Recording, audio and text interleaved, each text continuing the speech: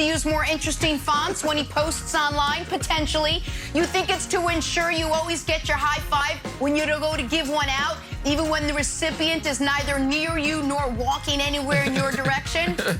Boom.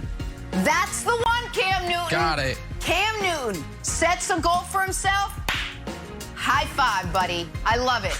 Have a goal. Tracked him down. Yep. Oh, fan feud. Since coming over from the Cubs, Javy Baez hasn't been great, and neither have the Mets. At one point, they were in first place. Now they're 7.5 games back. The fans have been booing the Mets, and the Mets players have heard it. So now that they played well yesterday, guess what they did? Boom, thumbs down to the fans. Here's Javy Baez and why he did it. Hey, Javier, what does the thumbs down celebration after a big hit mean? Just the boos that we get. You know, we're not machines. We're gonna struggle. You know, we're gonna struggle 7 times out of 10, and you know, it just feels bad when we strike out. When I strike out and I get booed, you know, it doesn't really get to me. But like I want to let them know that when we success, we're gonna do the same thing to know how to let them know how it feels. You know, because if we win together, then we gotta lose together, you know, and the fans are really big part of it. So, in my case, they gotta be better, you know. I play for the fans and I love the fans, but you know, if they're gonna do that, they just putting more pressures on the team, and that's not what we want. Okay, Mets management released this statement. Look over here on the right. The Mets will not tolerate any player gesture that is unprofessional in meaning or directed in a negative way towards the fans. So, politely, I disagree. My big fault with this is I think Javy Baez, Nick, should have been even meaner. It's like, yeah, you know what? Yeah. I'm trying my best out there. I'm hitting 207. You know what doesn't help me?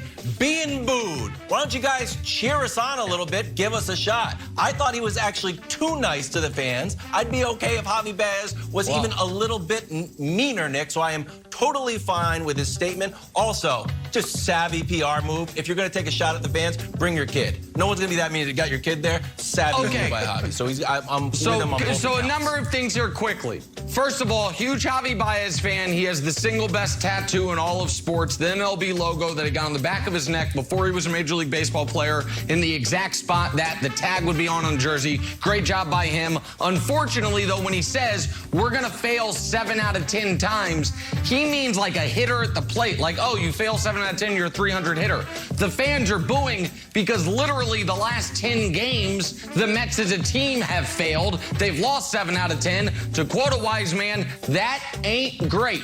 But we didn't get what we could have gotten out of this press conference, and I blame Broussard, Steph Curry. The kid to the press conference as a shield, he started it with Riley. Oh, cute Riley. Everyone loved Riley. And then guys were like, oh, wait. He did it after a championship. I'm going to do it after an 0 for 4 at the plate. And now what are you going to do? You really going to come after me with my kid there scowling at you? New rule, America. You can only bring your kid to the press conference after an all-time great performance or a championship. Otherwise, it's like getting called into your boss's office for being late for work, and you bring your toddler with you. Like, oh, you're going to chew me out in front of little Michael here? Are you really going to do it? So there's my triple-level take, Broussard. That was a long way to go to take a shot at Steph Curry and the Golden State Warriors, Nick. I'm thumbs down on that, all right? Thumbs down on that. But Wilds, I'm shocked at you. And with that type of advice, I'm changing PR managers. It used to be you up until 2 minutes ago. I'm going to Jenna. Jenna's now my PR manager. It can't be you anymore, Wilds, with that type of advice. You can't go at the fans in New York like that. This is why everybody can't play in New York. New York fans. All right? Yes, New York fans know the game. He said you're going to fail 7 out of 10. All the fans know the game. They're booing Javy Baez because in a Mets uniform, he has failed 8 out of 10 times at the plate. He's hit like 207. All right, so, and Francisco Lindor, Kevin Pillar, they don't escape either. They've been seen doing the thumbs down. Lindor signed for $341 million. He's playing horribly. He should be getting booed. Baez said they got to do look in the mirror, Javy, you got to do better. Wow. Sarge, you're getting so technical about this. Let's just focus on the fact that you can do nothing wrong when your kid is sitting on your lap. Harper! Harps! Yeah. I need you here for 2 hours. That is how I'm going to solve any gaffe I ever make on this show moving forward. All right, we're moving on. Play a little draw in a blank. She's going to come flying in right now. Talking some Lakers this morning. School can't start soon enough. Nick, your guy, Rajon Rondo, might be coming back to your team. Woj reported the 35-year-old point guard likely to sign with the Lakers after getting bought out by the Grizzlies. Broussard, we're going to let Nick collect his thoughts. Start with you. Rajon Rondo rejoining the Lakers would be blank. Well, I'm going to go apropos, all right, because Rajon Rondo's 35 years old. He'll be in his 16th season. He will fit right in with these old Lakers. I mean, they're the oldest team in the league. They're one of the oldest teams we've ever seen. They're actually 5 Lakers older than Rondo. All right, so this is perfect for the Lakers. But all that said, I actually like the move because they're not expecting much.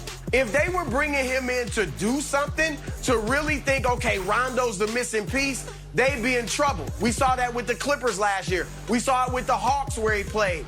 But they're bringing him in not even as insurance. They're bringing him in as just a bonus. If he gives us anything, great. I think he's the 4th point guard. You got LeBron, you got Westbrook, you got Kendrick Nunn. So whatever Rondo gives him, it'll be great. He is a very smart basketball player, so he'll help. Even if he's not on the floor, he'll help guys with their IQ. I got to see how Nick turns this. Because Nick was destroying Rondo when he went to Atlanta last year, when he went to the Clippers last year. You said he had nothing left. You are not going to say that now. You're going to love this. I want to see you turn this. No. So listen, was I right about him being terrible in Atlanta? Yes. Was I right about him being bad with the Clippers? Oh, playoff Rondo. Wait for playoff Rondo. You mean DNP-CD playoff Rondo. Sit on the bench, Rondo. We're trying to win these series. 4 points, 4 assists a game in the playoffs, Rondo. Except for, with respect to David Blaine, Chris Angel, and David Copperfield, the greatest magician in the world is one LeBron James. Oh, Dwight Howard, old and washed.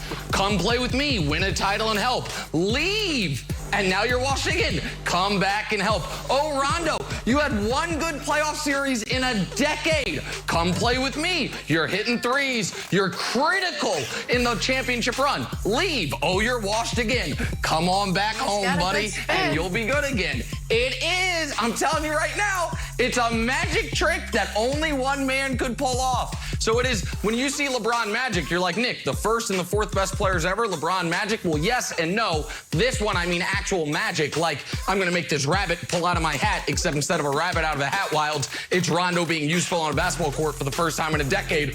Only LeBron can do it. So you're right, Broussard. I do like this move for one team and one team only, the team that employs LeBron James. All right. I love this could move. sign with the Lakers and Nick would love it. I think he'd love it. Of course. Anyone who signs with the Lakers, it's the LeBron pixie dust. Everybody would be good all of a sudden. Rondo's going to be great. Jason Kidd's gone. Jared Dudley's gone. So he's sort of like the coach on the bench.